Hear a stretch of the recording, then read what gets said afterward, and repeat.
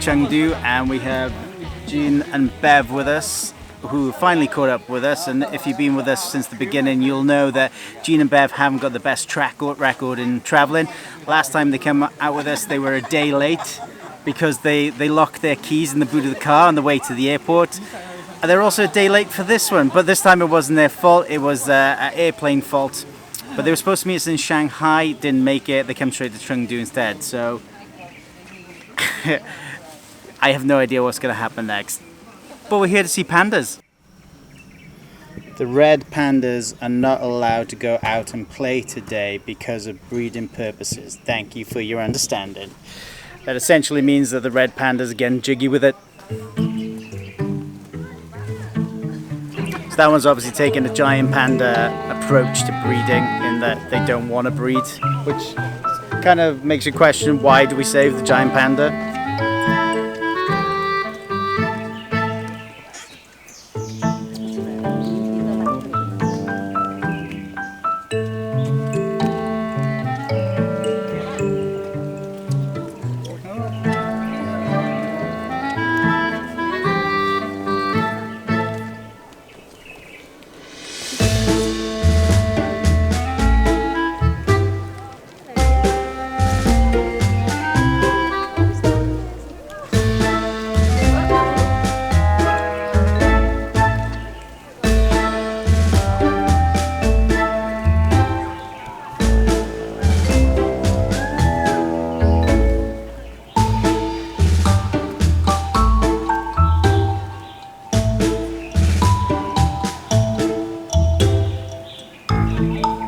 So obviously it brings about the question, why are we bothering to save them? I mean, all they do is fall out of trees, eat the least nutritious plant on the planet, and when it's time to hop on the good foot and do the bad thing with a member of the opposite sex, they're just like, no thanks, I'll have a kip.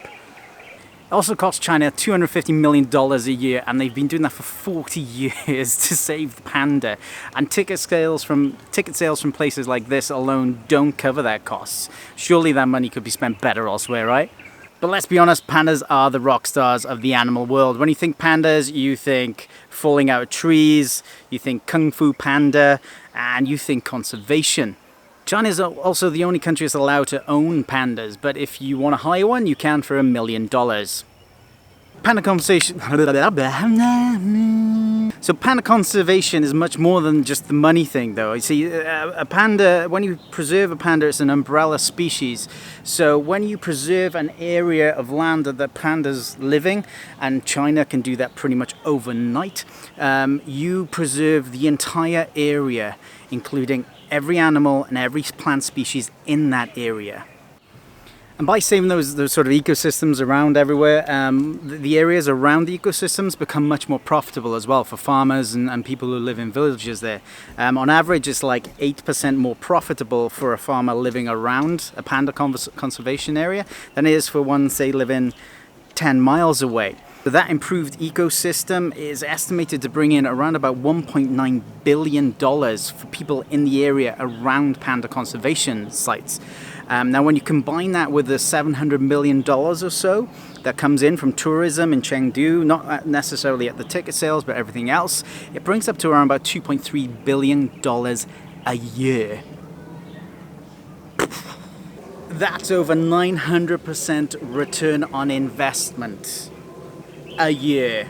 And if you're a Wall Street banker, then I'm sure you've just blown your load everywhere.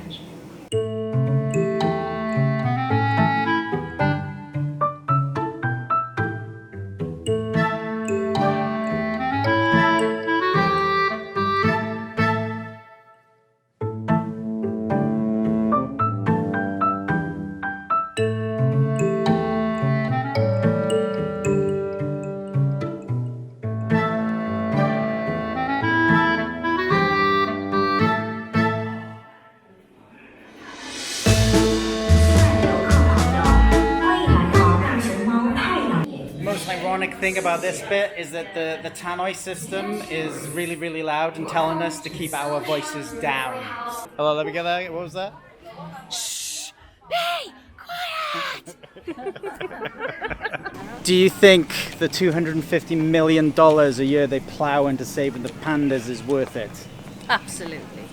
And why do you think it's worth it? Because they're gorgeous. Not lovely? They're lovely. They're lovely. They're lovely. They're lovely. They're Of course they are. lovely. They're lovely. Bev, what do you think? Had a fantastic time. They're amazing.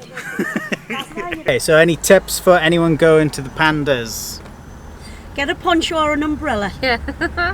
Don't miss Sleeping Panda number 78 or Eating And- Panda number 54. And take note of the lady who shouts at you to be quiet.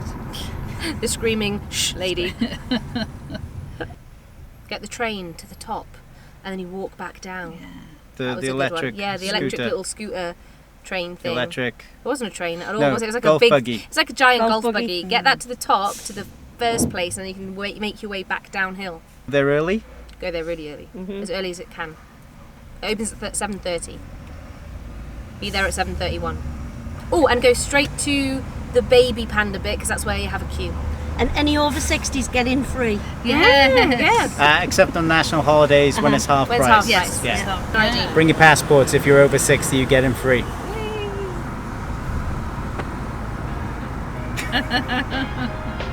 Not that I wanted to admit that. But not the bus. The bus wasn't free. No, it For wasn't. over 60s. It was cheap.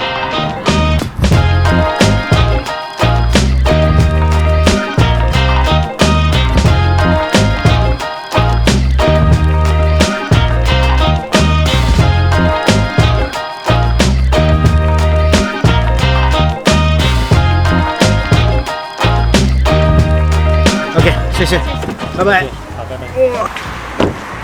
So we've covered 10,000 steps this morning. We're hungry. We've come somewhere that should have some good food, some good expat food. Apparently it's got great reviews. We'll soon find out. This right here is Munchwich, which has reviews on TripAdvisor as the best sandwich in China. I think that's a little bit of hyperbole. And also, if you're missing Western food, this is the best place to go in Chengdu. Let's check it out.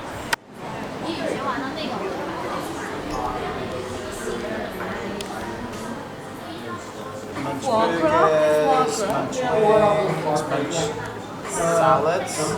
Avocado, black truffle. Oh my. Artichoke. Oh, I found mine.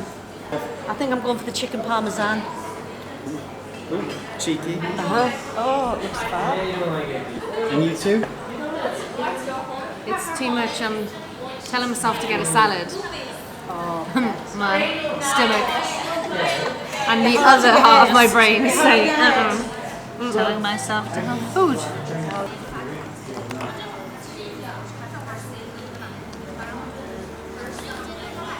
The menu's quite extensive, I'm not gonna lie.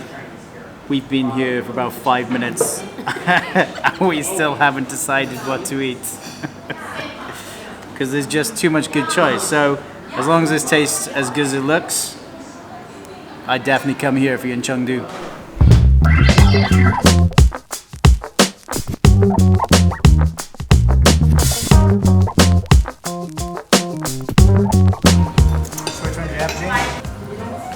El Toro. Australian fillet steak with cheese and some sort of sauce, and it's gorgeous.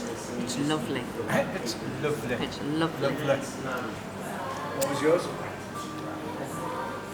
Phillies and cheese, and the secret homemade fries, which are like little chunks of potato but with the most amazing sweet / spicy sauce on them. Really good. Philly and cheese. You didn't give us any ideas of whether it was Oh god, it's amazing. Yeah. I think that enough is Philly cheese and enough said. I'm going to stink of garlic. I can taste it. Beverly? Parmesan chicken with lots of garlic, and it's fabulous. So I went with a simple kebab sandwich. the Moroccan cinnamon kebab meat, I think. It's good. Really a simple sandwich, though, isn't it? No, but I just went with a kebab sandwich. Can't really go wrong with a kebab sandwich. Mac and cheese is good too. Close competitor for best sandwich in China. Oh, these are the special fries. It's that good. Blew you away. It's that good, even the camera fell over. No, that's really good. Where are we going now? Wenshu Yuan Monastery. There.